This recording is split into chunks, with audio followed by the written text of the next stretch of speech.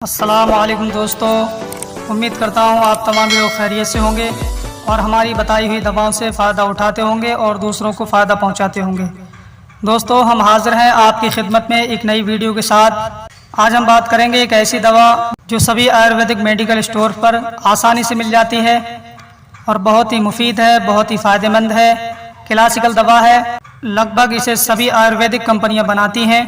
جی ہاں دوستو، ہم بات کر رہے ہیں اتریفل شہترا کی۔ اتریفل شہترا کیا ہے، اس کے فائدے کیا کیا ہیں اور اس کے کھانے کا طریقہ کیا ہے اور اس کی کھانے کی مقدار کیا ہے، ان تمام موضوعات پر ہم بات کریں گے۔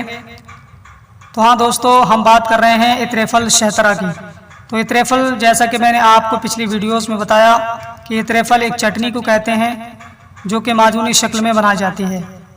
تو اتریفل شہترا، اس کا کام کیا ہے؟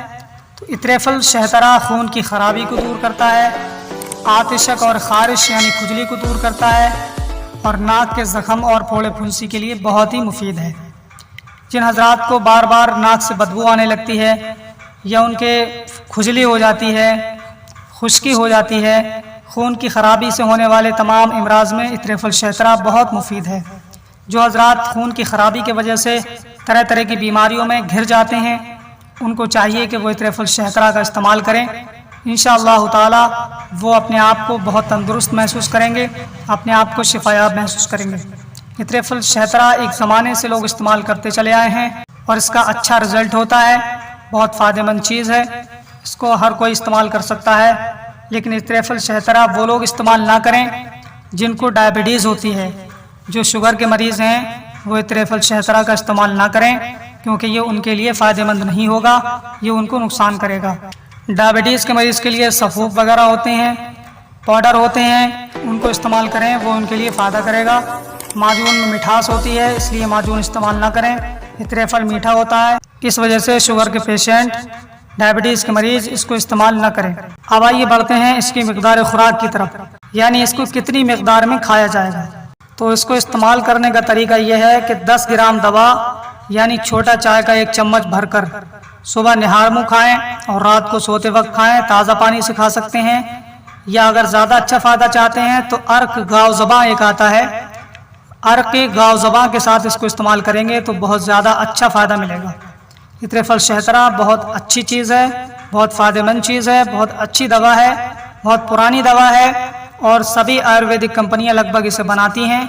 بہت زمانے سے اس سے استعمال کیا جا رہا ہے اور بہت اچھا اس کا رزلٹ آتا ہے۔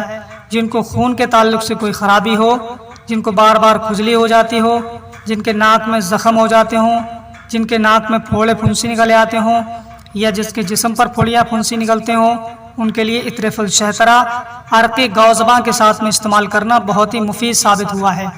لہٰذا اس کو وہ لوگ استعمال کر سکتے ہیں جن کے خون میں خرابی کی وجہ سے مرض بڑھتا چلا جاتا ہے۔ تو دوستو، یہ تھی آج کی ویڈیو جو ہم نے آپ کی خدمت میں پیش کی۔ امید کرتا ہوں یہ ویڈیو آپ کو پسند آئی ہوگی۔